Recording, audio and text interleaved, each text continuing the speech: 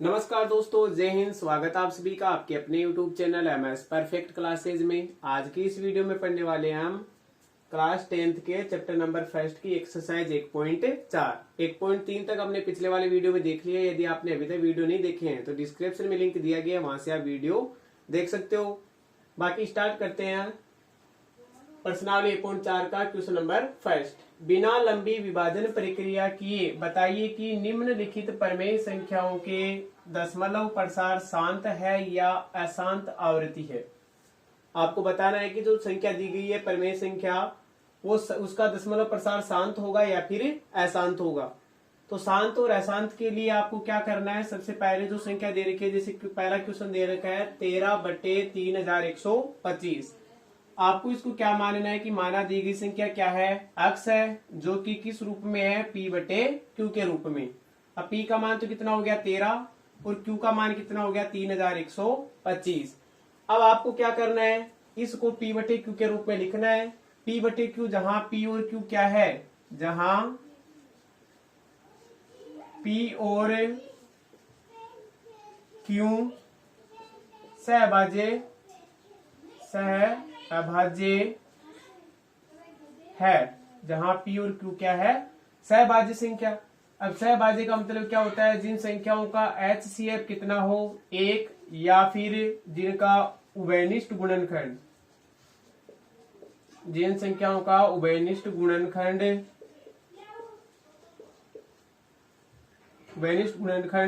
1 हो। या तो सहभाज्य संख्या कौन सी कहलाती है, जिनका HCF कितना हो 1 या फिर उभयनिष्ठ गुणनखंड या तो कुछ भी ना हो या फिर कितना हो 1, तो कौन सी संख्या कहलाती है, सहभाज्य संख्याएं। अब P और Q है वो सहभाज्य होनी चाहिए। अब सहभाज्य के लिए आपको पहले इस संख्या P और Q दोनों के क्या करने हैं, अभाज्य गुणनखंड निकालने हैं, ताकि यदि कोई उभयनिष्ठ गुणनखंड इनमें आ रहा है तो वो क्या हो जाए, कट जाए। तो सबसे पहले तो इसमें क्या करना है, आपको 13 के अभाज्य गुणनखंड लिखने हैं। तो 13 के अभाज्य गुणनखंड तो खुद ही कितना होता है 13, और यहाँ तो किसके लिखने हैं 3125 के। तो 3125 के हमें क्या करने हैं, अभाज्य गुणनखंड निकालने हैं। तो पहले किसका भाग जा रहा है, 2 का भाग। तो 2 का भाग इसमें जाएगा नहीं, क्योंकि लास्ट में कितना आ रहा है 5 आ रहा है। अब सबसे पहले हम 2 की विभाज्यता का नियम, 3 की विभाज्यता का नियम और 5 की विभाज्यता का नियम पढ़ लेते हैं, ताकि अभाज्य गुणनखंड निकालने में कोई दिक्कत न हो। तो सबसे पहले तो 2 की भाज्यता का नियम क्या कहता है कि जिन संख्याओं में इकाई अंक 0, 2, 4, 6, 8 हो, जिन संख्याओं में इकाई अंक 0, 2, 4, 6, 8 हो, वो 2 से पूर्णतः विभाजित होती है। इसी प्रकार 3 की विभाज्यता क्या कहती है कि संख्या में अंकों का योग, संख्या के अंकों का योग किससे विभाजित होना चाहिए, 3 से। संख्या के अंकों का योग करे और वो योग है वो किससे विभाजित हो, 3 से। तो पूरी संख्या ये किससे विभाजित होगी, 3 से। और 5 की विभाज्यता का नियम है कि संख्या में इकाई अंक 0 या फिर क्या होना चाहिए 5, तब उसमें किसका भाग जाएगा 5 का। तो पहले इसमें देखते हैं 3125 में पहले 3 का भाग, 2 का भाग नहीं जा रहा है क्योंकि लास्ट में कितना आ रहा है 5 आ रहा है। तो फिर 3 का देखते हैं, 3 के लिए योग करना है हमें। तो 5 और 2 7, 7 और 1 8, 8 और 3 कितने हो गए 11। तो 11 में 3 का भाग जाएगा नहीं, तो फिर किसका दे 5 का। तो लास्ट में 5 आ रहा है तो इसमें किसका भाग जाएगा 5 का। तो 5 का भाग देते हैं, 30 में कितनी बार गया 6 बार। यहाँ से 1 बच गया, ऊपर से 2 आएगा तो 1 और 2 कितने हो गए 12। फिर 12 में 5 का भाग लगाओगे तो 5 दूनी 10, 10 के बाद में कितना बच गया 2 बच गया। फिर 5 आएगा, 2 और 5 कितने हो गए 25 हो गए। फिर 5 का भाग लगाओगे तो कितनी बार जाएगा 5 बार।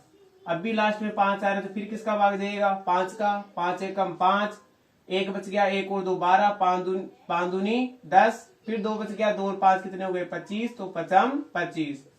फिर 5 का भाग जाएगा कितनी बार 25 बार। फिर 5 का भाग जाएगा 5 बार। फिर 5 का भाग जाएगा 1 बार। तो यहाँ पर इस 3125 के अभाज्य गुणनखंड क्या आ गए 1 2 3 4 5, 5 कितनी बार है 5 बार है। तो इसको क्या लिख सकते हैं हम 13/5 की पावर 5। तो यहाँ पर खुद 13 और 5 की पावर 5 है वो सहभाज्य संख्या है, क्योंकि उनमें कोई भी उभयनिष्ठ गुणनखंड नहीं आ रहा है। अब क्या करना आपको, आपको यहां लिखना है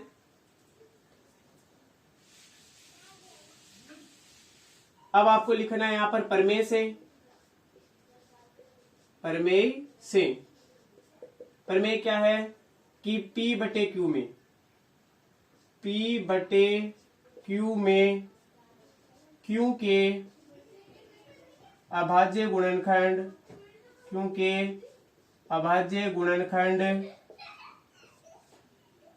P बटे Q में Q के अभाज्य गुणनखंड दो अभाज्य गुणनखंड 5 की पावर 5 है। P बटे Q में Q के अभाज्य गुणनखंड 5 की पावर 5 है, जो कि 2 की पावर n गुणा 5 की पावर m के रूप का है। क्या लिखना है यहाँ पर प्रमेय से कि P बटे Q में Q के अभाज्य गुणनखंड 5 की पावर 5 है, जो कि 2 की पावर n गुणा 5 की पावर m के रूप का है। अब जब 2 और 5 की पावर 2 की पावर कुछ आ जाए, यहाँ पर 5 की पावर कुछ आ जाए, तो वो दशमलव प्रसार कैसा होता है? शांत दशमलव प्रसार होता है। कैसा होता है? शांत दशमलव प्रसार। यदि सिंगल 2 आ जाए तो भी शांत प्रसार होगा, यदि सिंगल 5 आ जाए तो भी शांत प्रसार होगा, 2 और 5 दोनों आ जाए तो भी शांत प्रसार होगा। लेकिन यदि 2 और 5 के अलावा यदि कोई संख्या आ रही है, जैसे 3 आ जाए, तब ये कौन से हो जाएगा? इसका दशमलव प्रसार अशांत दशमलव प्रसार हो जाएगा। तो यहां हमने जब Q के अभाज्य गुणनखंड किए तो यहाँ 5 की पावर 5 आ रहा है, कहने का मतलब 5 आना चाहिए या फिर 2 आना चाहिए या फिर 2 और 5 दोनों आने चाहिए। लेकिन इनके अलावा यदि कोई संख्या आ रही है तो वो कैसा हो जाएगा? अशांत। तो यहाँ पर जो 13 बटे 5 की पावर 5 है उसका दशमलव प्रसार कैसा होगा? शांत होगा, क्योंकि यहाँ पर सिंगल कौन आ रहा है? 5 आ रहा है, जो कि 2 की पावर n गुणा 5 की पावर m के रूप का है। अतः इसका दशमलव प्रसार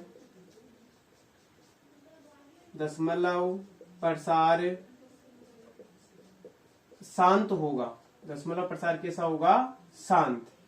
तो यहाँ पर इतना ही बताना था कि प्रमेय संख्याओं के दशमलव प्रसार शांत है या फिर अशांत है। तो यहाँ पर कैसा हो जाएगा? शांत हो जाएगा। लेकिन क्वेश्चन नंबर सेकंड, इसी का जो क्वेश्चन नंबर सेकंड है उसमें कहा रखा है कि क्वेश्चन नंबर सेकंड है कि यदि कोई प्रश्न संख्या 1 में यदि किसी प्रमेय संख्या का दशमलव प्रसार शांत है तो आपको उसका क्या निकालना है? दशमलव प्रसार भी निकालना है। क्या निकालना है? दशमलव प्रसार। यदि शांत प्रकार की कोई प्रमेय संख्या है तो उसका क्या निकालना है? दशमलव प्रसार भी निकालना है। तो आपको क्या करना है? इस संख्या का दशमलव प्रसार निकालना है। तो क्या लिखोगे? इसे 13 बटे 5 की पावर 5। अब दशमलव प्रसार के लिए यहाँ पर 5 आ रहा है, तो हमें 5 के नीचे 0 बनाने के लिए, इस Q को 0 वाली संख्या बनाने के लिए हमें किसकी आवश्यकता है? 5 के साथ में किसकी आवश्यकता है? 2 की आवश्यकता है। अब यहाँ 5 बार है, तो इस 2 को भी कितनी बार लिखना है? 5 बार। अब किसी संख्या के नीचे यदि आपने 2 की पावर 5 से गुणा किया है तो ऊपर भी 2 की पावर 5 से क्या करना है? गुणा करना है।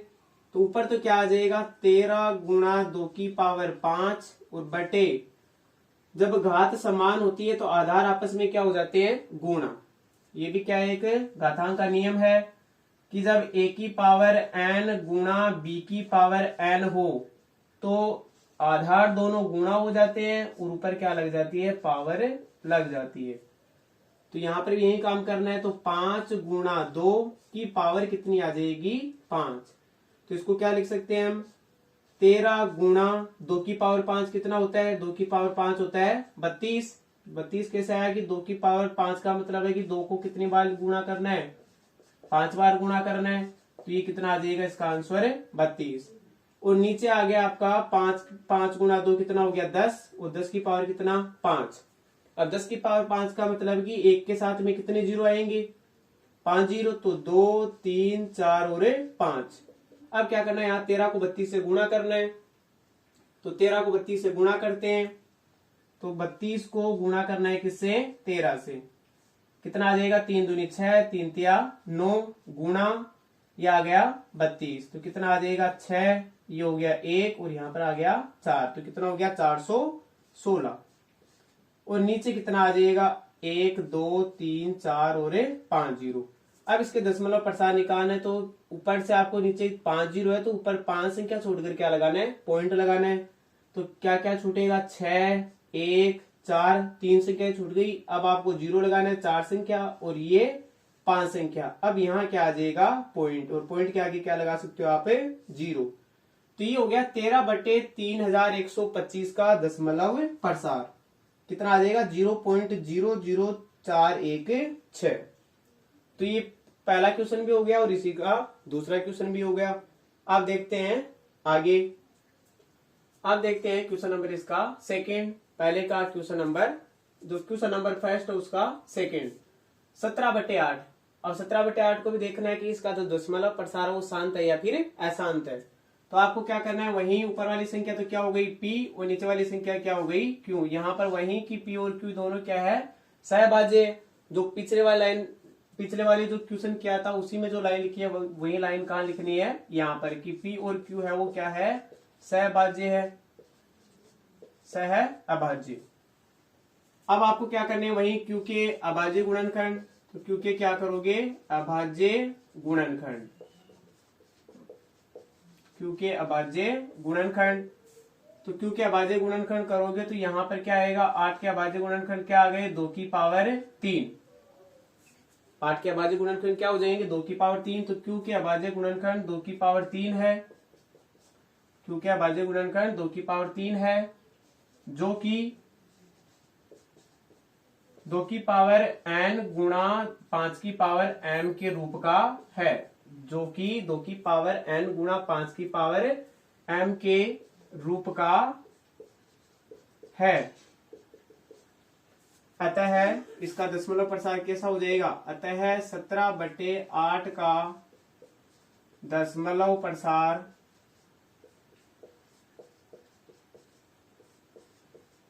शांत होगा। अतः 17/8 का दशमलव प्रसार कैसा होगा, शांत। अब शांत है तो हमें इसका क्या निकालना है, दशमलव प्रसार भी निकालना है। तो दशमलव प्रसार कैसे निकालोगे, वही प्रक्रिया, 17/8 क्या लिखना है, 17/8। तो 17/8 को क्या लिखा था, 17/2 की पावर 3। अब की बार यहाँ पर 2 की पावर 3 है तो हमें क्या चाहिए, अब की बार 2 को 10 बनाने के लिए या फिर जीरो वाली संख्या बनाने के लिए किससे गुणा करना है, 5 से गुणा करना है। अब यहाँ 2 3 बार है तो हमें 5 भी कितनी बार चाहिए, 3 बार। तो ऊपर भी किससे गुणा कर दे, 5 की पावर 3 से। अब गुणा करोगे तो इधर आ जाएगा 17 गुणा 5 की पावर 3 होता है 125, और बटे में कितना आ जाएगा, ये हो जाएगा 5 दूनी 10, और पावर कितनी आ जाएगी, 3। वही कौन सा नियम लगा यहाँ पर, a की पावर m गुणा b की पावर m बराबर क्या होता है, a गुणा b की पावर m। तो यहाँ 17 को 25 से गुणा करना है तो 125 से गुणा करें किससे, 17 से। तो 7 बजे 35, हासिल 3, 7 दूनी 14, 15 16 17 का 7, हासिल की 1, 7 और 1 8 हो गया। गुणा आ जाएगा 5 2 और 1, गुणा करोगे तो 5, 7 और 5 12, 8 2 10 और 1 11 और 2। तो कितना आ गया, 2125। 2125 और बटे में कितना आ गया, 10 की पावर 3। अब 10 की पावर 3 का मतलब 3 से क्या छोड़कर क्या लगाना है, पॉइंट। तो 5 को छोड़ दिया, 2 को छोड़ दिया, 1 को छोड़ दिया और क्या लगा दिया, पॉइंट, और आगे कितना आ जाएगा, 2। तो इसका दशमलव प्रसार कितना आ गया, 2.125। अब देखते हैं क्वेश्चन नंबर थर्ड।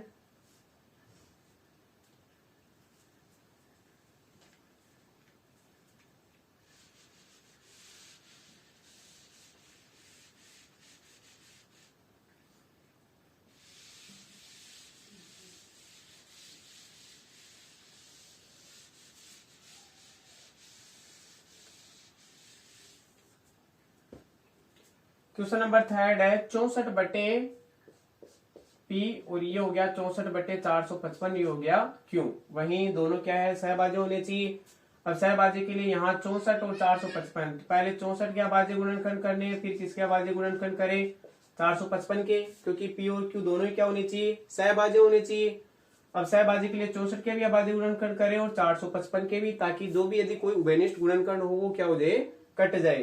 तो 64 को तो क्या लिखेंगे हम, तो 64 के अभाज्य गुणनखंड करें, इधर 64 के अभाज्य गुणनखंड कितना आ जाएगा, पहले 2 का भाग कितनी बार गया, 32 बार, फिर 2 का भाग 16 बार फिर 2 का भाग, 8 बार फिर 2 का भाग, 4 बार फिर 2 का भाग, 2 बार फिर 2 का भाग 1 बार। तो 64 को क्या लिख सकते हैं हम? 1 2 3 4 5 6, 2 की पावर क्या लिख सकते हैं? 6। इसी प्रकार किसका करें? 455 का। तो 455 के अभाज्य गुणनखंड करेंगे तो पहले किसका भाग जा रहा है? 2 का भाग तो जा नहीं रहा है क्योंकि लास्ट में सम संख्या हो या फिर 0 नहीं आ रहा। 3 का देने के लिए योग करेंगे तो 5 और 5 10, 10 और 4 कितने हो रहे? 14। तो 2 का भी नहीं, 3 का भी नहीं जा रहा। अब 5 का देंगे तो 5 9 45 और 5 एकम 5। फिर 91 में किसका जाएगा? 7 का। 7 का देंगे तो कितनी बार जाएगा? 13 बार। 13 7 91 और फिर 13 का जाएगा कितनी बार? 1 बार। तो यहाँ पर 455 के अभाज्य गुणनखंड क्या आ गए? 5 गुणा 7 गुणा 13। अब लिखेंगे यहाँ पर कि क्यू के अभाज्य गुणनखंड, वही लाइन लिखनी है कि क्यू के अभाज्य गुणनखंड, क्यू का अभाज्य गुणनखंड 5 गुणा 7 गुणा 13 है, जो कि 2 की पावर n गुणा 5 की पावर m के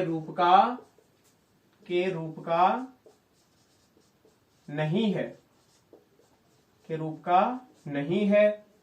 अतः इसका दशमलव प्रसार कैसा होगा? अतः दशमलव प्रसार कैसा होगा? अशांत।